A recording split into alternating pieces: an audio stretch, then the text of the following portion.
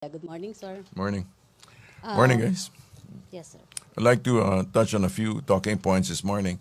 I'd like to begin with the press statement of Secretary Duterte, OPAPP, regarding his visit to Malaysia. He expressed that the Prime Minister of Malaysia was confident of peace in Mindanao through pre-RRD, and that he also made promises that it was possible that Malaysia would make contributions to help peace and development efforts, especially in Mindanao. They also touched on regional cooperation, especially regarding ICIS and extreme terrorist groups. And they were also supportive of PRRD's statement that he would deal decisively with ASG. On the other hand, while he would do so, it was also stated that the Philippine government would promote moderation to other, would use moderation in terms of exercising this pursuit. Okay. Also, it was discussed that it was also floated that Malaysia may be the first planned visit of PRRD in the region to Malaysia. All right. Next. The next point is that President Duterte met with Saturo Campo in Malacanang. The President's meeting with Saturo Campo and the NDF personalities was warm and cordial, and it set a positive-looking mode as government and the NDF are set to revive the peace negotiations in Oslo, Norway, on August 20.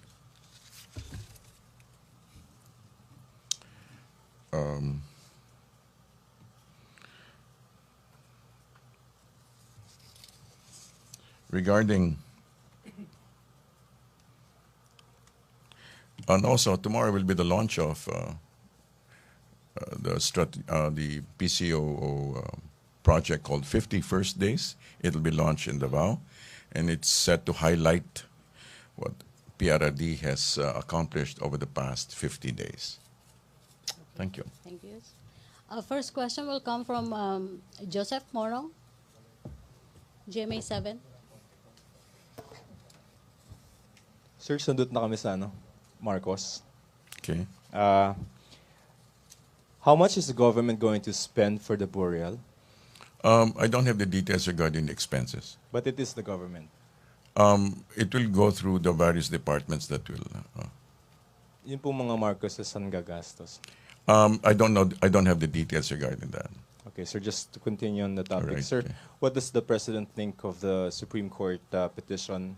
And will this, and the public outcry, will that maybe change his mind or nakaset na talaga? Well, let's put it this way. If the President will abide by the decision of the court, as stated by Presidential Legal Counsel Sal Panelo. Okay. Sir, if we don't, what is it bad if we don't bury him? Come again? Is it going to be bad if we don't bury Mr. Marcos at the Libingan? Actually, those are general statements, and I don't have any opinions regarding that. But from where the President is coming from, he believes that the nation ought to move on. That is where he stands. Okay. Okay, may follow-up question about Marcos burial. Ina Andolong, CNN Philippines. Hi, sir. Sir, did the President consider having the former President buried in Batak, considering that during the time of former President Marcos, it was a condition set by the former President when he allowed the return of... I don't know if he considered that. I'm sure he was pretty aware. I suppose he was aware of that, but that was belonging to a different administration. So let's take it from where he is at this stage. Follow-up, Maricel Halili, TV5. Hi, sir. Good morning. Yes, Sir, morning. there was a resolution filed by Senator Risa Ontiveros before the Senate na parang against dun sa burial ni former President Marcos sa libingan ng mga bayani. Okay. What's your reaction about this? And Will the President wait for the resolution?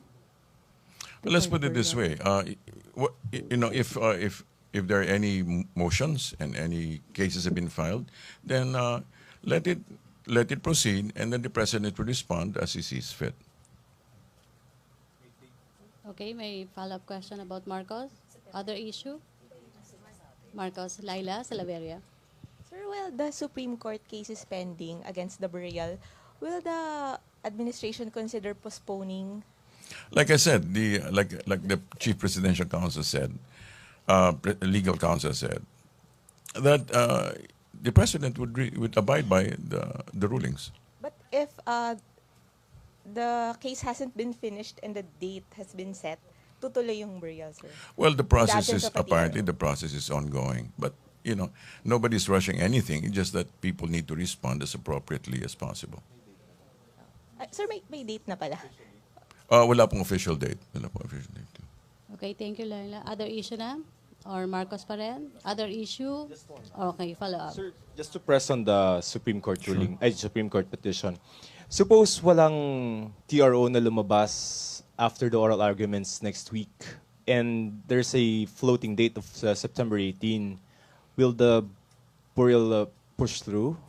Well, like I said, it seems that everything is starting to move according to arrangements. So, unless there's a TRO or anything like that, it'll proceed as planned. Okay, other issue na? Ted Tuvera. Sir, regarding po sa NDF, sir, ano po yung statement po muna or response ni President dun sa sinabi ni Jose Maria Sison kanina, sir, na he is parang nagbalik yung friendship nila, sir? Ang alin? Yung pagiging friendly nila sa isa't isa, sir. Well, let me just quote from where negotiator Landoni said. He said, in general, the relationship between the revolutionary movement and Duterte is excellent. Glitches like these, they consider it glitches or hiccups, like these can be fixed through peaceful dialogue. I suppose that's what's happening.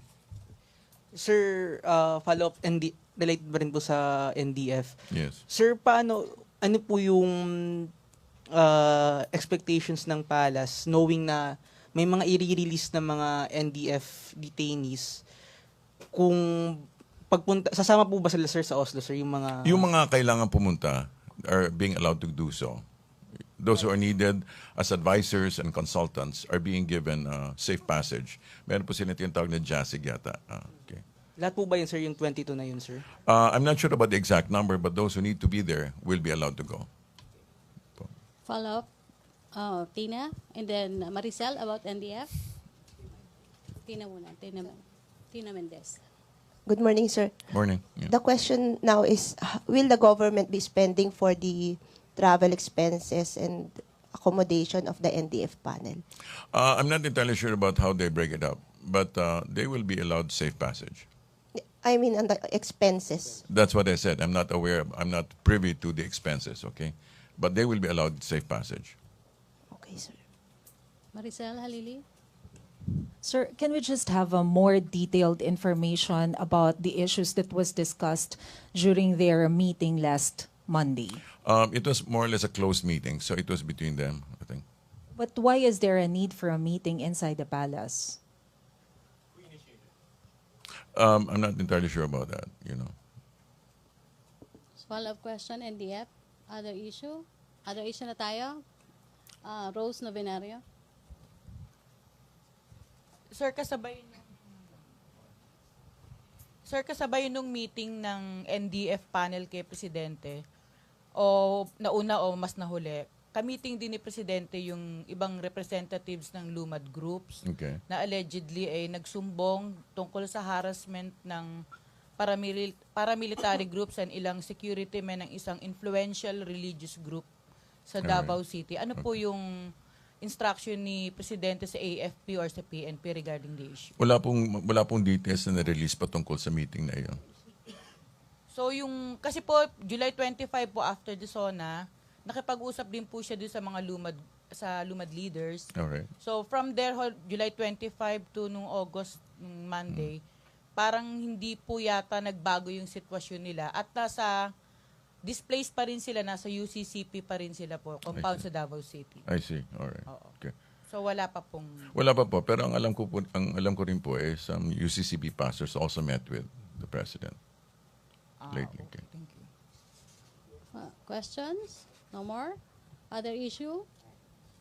Oh, I think okay na tayo. Joseph, Dexter Other issue. Ganibe, Sir? DCMM. Yung 50 days tomorrow, Yes, tanghali. Nandun ba ang Pangulo sa launching? Sabi niyo sa Davao po isasagawa. It'll be launched in Davao. So it'll be, as far as I know, it's going to be launched at 12 noon at another Davao under the auspices of the university, and Father Joel Tabora will be there. Si President will also be there. He is supposed to be in Davao. I think he will be in Davao. He will be speaking to the summit. Sir, this is a documentary or a audio-visual presentation? It's an AV. Gaano kahaba ito, sir? About Para expect 30-40 minutes. Follow-up question about 30, 50 days, other issue. Ina, please wait. Yan, Ina. The president will be there tomorrow in Davao? He was slated to address. In other words, he's scheduled to address, I think. Okay, Joseph Morong? He may or may not be there, May but he's follow-up scheduled pa to rin sa address. 50. Tomorrow. So, no more questions? Joseph, Tina Mendez. Sir, can you please expound on the proposed sea lanes ba yun, or the trilateral agreement between Indonesia, Malaysia, and the Philippines as a result of the talks with the Prime Minister? Basically, I think I cannot fully expound on it, but it's basically having to deal with keeping safe the porous points, keeping safe from terrorist groups, and making sure that there's secure sea passage in the area, in those borders in which they share. So, follow-up, JP? Manila Standard? Hi sir, good morning. So related po sa drugs, Sir, PNP Chief De La Rosa said na meron daw pong scientific evidence ang PNP, ang palasyo with regards dun sa spate ng extrajudicial killings, that it's not perpetrated by the police but instead of vigilantes. Can we know more about it, sir? But basically, I think ang punot-dulo nun is that these are not entirely vigilante killings, but they may be internecine killings. Internecine meaning to say it's related to one another, especially those who seem to be directly connected with the drug trafficking. Sir, meron ba tayong figures kung ilan yung involved dun sa interrelated killings, sir? Numbers? Numbers, sir, or figures? Right now, I think the numbers are rather fluid. Let's wait for them to come up with exact numbers. Okay, thank you, sir. Thank you. Yes. Ted Tuvera and then Benji about drugs and extra. Ted Tuvera, please. Sir, dun pa rin po sa drugs. Kasi sinasabi po parati ni Attorney Panelo na yung mga nagpapatayan ay mga drug pushers po mismo. Sir, saan po nanggagaling yung information na to, sir? They have intelligence reports. Okay. Vance Fernandez. Microphone, please. Thank you. Sir, Yes, ma'am. is there any possibility that the Duterte administration will go after the illegal gambling like the wedding in Luzon and Macau in Visayas? And also we have this STL, now as we call it as wedding also. Now there are behind this some members and board members of the PCSO that are allegedly involved with the corruption. Will you look onto it? Yeah, as I believe the president made mention regarding that matter already some time ago. He said, I think he actually said that after the drugs, he will go after these these other crimes. But will you also look into it that there are allegedly there are Chinese involved in this STL? Whoever is related to it, it will be looked into. Whoever is connected to it. Ibang topic. Yes. Okay. Joseph Morong. So yung second wave po Second wave. ng names ng mga Yes. narco politicians, Yeah. kailan po natin inaasahan? We're not entirely sure kung kailan ilalabas, pero he's bound to reveal it soon. Follow up, Ted? Sir, yung CHR po noong weekend nagsabi po na bakit hindi po nagpa-file ng mga kaso laban sa mga narco politicians. Sir, kailan po magpa-file ng mga kaso laban sa kanila? At sino po yung naatasan na magpa-file ng mga kaso po laban sa kanila, sir? It will all follow the process, no? Kung in other words, hindi naman walang hinihindian, walang ina-avoid. But it's just being queued. Pero sir, apparently, yung isa sa mga narco politicians, yung si Espinosa nga po ng Leyte, ngayon, despite nung mga nahuli sa kanya, nakaupo na po siya ulit ngayon, sir. Right. Ang ano po niyan, in charge niyan, DILG. So it will have to come from DILG. Okay. So wala pa naman kasi yung formal na kaso na na-file sa kanya from ano. So in other words, meron lang he was brought in for investigation by PNP, and then now that ano, ang susunod po niya yung pagfa-file na nga ng mga kaso. Pero sir, what's keeping the government from filing charges against them? I think there's nothing keeping them. It's just they're following due process. Okay. Okay, thank you. Benji Liwanag? Last question na si Benji. Meron pa bang habol? Sir, on the meeting between... Good morning, sir. Good morning. Yeah. Okay. On the meeting between the President and the Senators, Yes. number one, will the President pursue the increase of the 12% VAT to 15 as recommended by the Finance Department? And number two, will the senior citizens be affected of the increase and exemptions? There were talks about this, but nothing is final yet. Okay. Nothing is final. Nothing is final yet. But It will have to be it discussed. is recommended by the President to some senators. It was the Finance Department who brokered for that meeting. Right. That's why there needs to be a discussion, and then they'll have to work out the details of what they discussed. But nothing is final yet. Okay, thank you. Thank you. Okay, last questions na. JP, follow up. Yes. Sir, what was the rationale behind the lifting of the 30 exemption, sir, with the VAT? Why is it that we need to lift the 30 exemptions? The what? The exemptions. Yeah. Yung exemptions, sir, sa VAT. This is not policy. What I'm going to say is not policy, but apparently it's to balance off. If you're going to be reducing here and taking away here and giving, it's a question of household. It's household accounting, quote unquote. Sir, meron na bang kailan po i-release ng Budget Department or the Palace yung parang tax reform package niya to Congress? I think they have it on queue already. No exact dates. Thank you. Vance Fernandez, last question, sir. Yes, sir. Another question, sir. How would you justify the increase in the proposed budget of the Office of the President? How would I justify? Yes. The and needs have also- increased. Yes, there was a The needs have increase. increased. So there's a. So what are the necessitate in the increase of this Office of the President? Well, check when the budget comes out. Then basically the cost of running the government has increased. So that is basically, if you're asking for a justification, the needs have increased. Thank you. Okay, sir. Another. Yes. Sir, may follow-up lang si JP, pwede sa Yeah. budget? Yung sa OP budget, sir. Sir, meron na bang preparations na ginagawa yung Palace? Kasi ang sabi ni Secretary Jokno was the lump sum budget, sir, yung dagdag na how many billion is for the ASEAN Summit, sir. Meron na bang initial preparations that Palace is doing for next year? Initial preparations for? ASEAN Summit, sir, next year. Well, I'm sure the other line agencies, the other offices already attending to that. Okay, last question na daw talaga. Si Vance Fernandez or... Go ahead. Go ahead, sige. Maricel, go.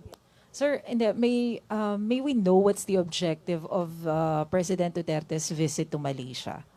It's part of it is really the traditional visit, of it's really part of tradition. In fact, he'd rather stay here. He'd really rather stay here. But it's part of tradition that the new president visits all, because we're also preparing for our leadership when we take over the ASEAN. That's part of the preparation. After Laos, we're going to be taking over. Pero what particular issues will be raised during his visit? Those issues, these are up to them in that sense. These are part of it is the security which has been raised, Indonesia, Malaysia, Philippine agreements regarding the porous borders, addressing terrorism, addressing economic possibilities. These are some of the talking points. Sir, ano po yung exact date ng pagbisita ni Presidente sa Malaysia? Wala po kaming exact dates for that, but the groundwork is being prepared. Pero sir, definitely this will be before his ASEAN visit. Before we take over, ASEAN, which is part in September, I think. September. Follow up daw, sir. Sir, clarification lang. So towards the end of August, we can see the president touring the neighboring ASEAN countries. Napapayag niya, diba? Come again? Napapayag na magtutur. I'm not really sure about that, but this is part of the traditional before we take over leadership of ASEAN. Okay, guys, last question. Other countries, sir, aside from Malaysia? Well, if things go as tradition goes, it should be the whole entire 7. It should be. Evelyn Quiroz. Ay, Okay. morning, sir. Sir, kasama po sa 2017 budget yung 4 na 500-bed rehabilitation centers? For All right. I don't know if I should go ahead, but the already in the works are planned planned rehabilitation centers of large capacity centers. That's all I can say at this stage. Large capacity centers. Yes. So may amount, sir, kung magkano yung This is going to be a private-public partnership, so I cannot peg you down on particular amount. Sir, under DOH po ba yung magpapatupad nito or DPWH? That's under DILG po. DILG and DOH partnership. Sir, pwede pang Thank you. last 2 questions? Sige, last 2. Okay. Last 2 questions, si Rose Last two Novenario questions. and then Vance Fernandez. Sir, yung donation po ng San Miguel na 1 billion para dun sa pagtatayo ng rehab center, part po ba iyon ng PPP agreement ng Duterte administration? I'm not sure about private sector? I'm not sure, but the donations are really dedicated to drug rehabilitation. Pero natanggap na po ng palasyo. Wala pong money exchange yan. Ay, natanggap na nila halimbawa yung pledge, yung cheque, o kung I ano believe man. the offer, but there's no money exchange here po. Wala pong lilipat na pera. Okay, thank you.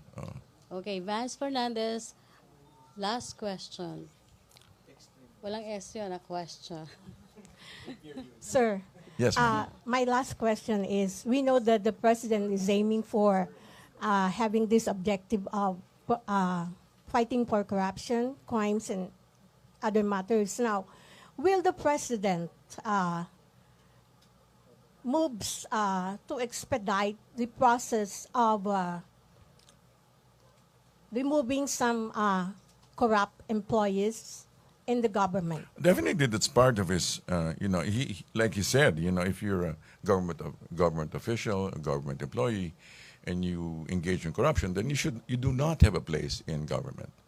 So definitely, actually, it's not his goal is not so much that. His goal is poverty reduction. He wants a peaceful nation. He wants a nation that abides by law and order. He wants people to have a comfortable life, and he really works for common good. I think that's one of the things we need to appreciate about the president.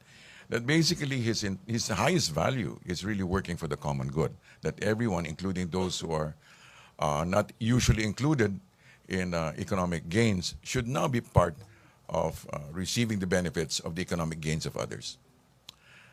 Okay, thank you, sir. You have been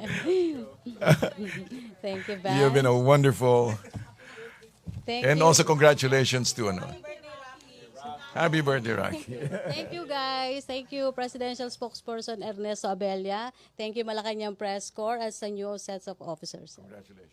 Okay, thank you. Back to our main studio sa Radyo ng Bayan at PTV4. Thank you.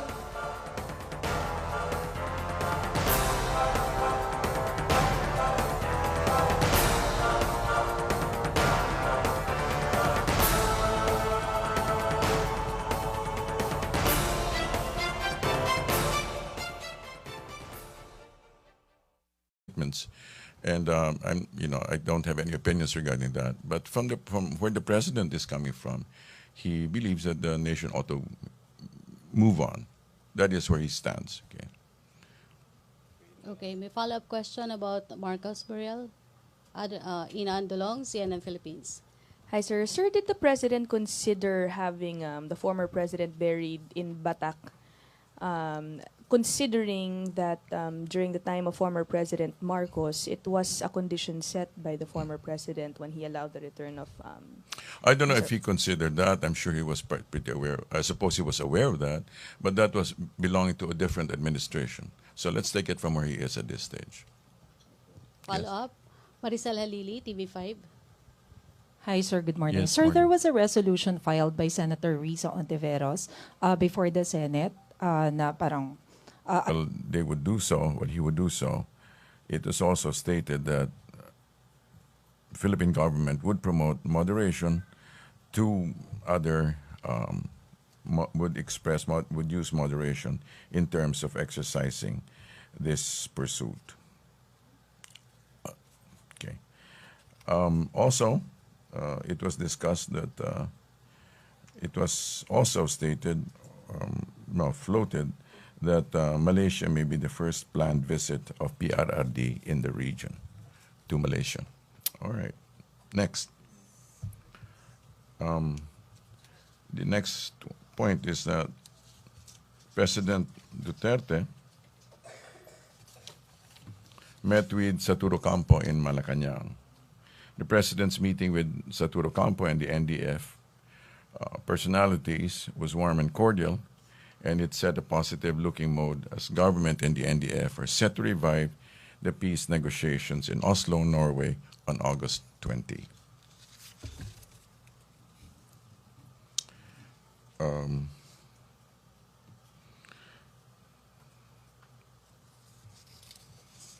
Regarding,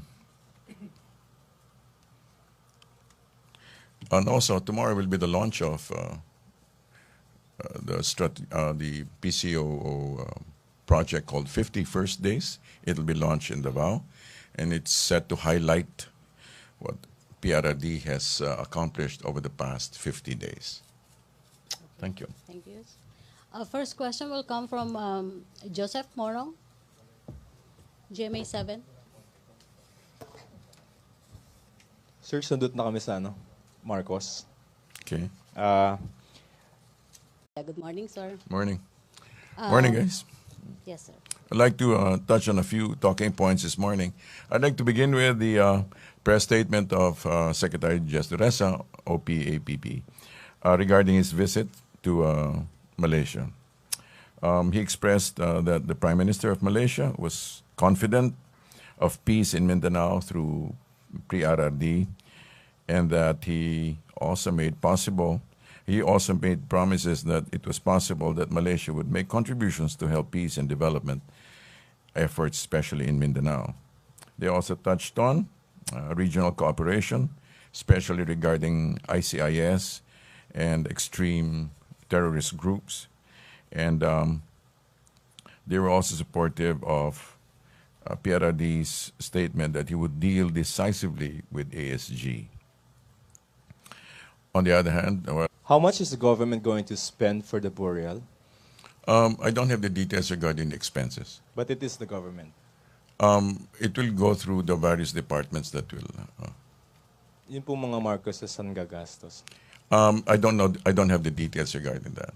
Okay, sir, just to continue on the topic, Alright, sir, okay. what does the President think of the Supreme Court petition? And will this, and the public outcry, will that maybe change his mind or nakaset na talaga? Well, let's put it this way: if the president will abide by the decision of the court. as stated by Presidential Legal Counsel Salpanello. Sir, how, if we don't, what, is it bad if we don't bury him? Come again? Is it going to be bad if we don't bury Mr. Marcos at the Libingan? Actually, those are general statements.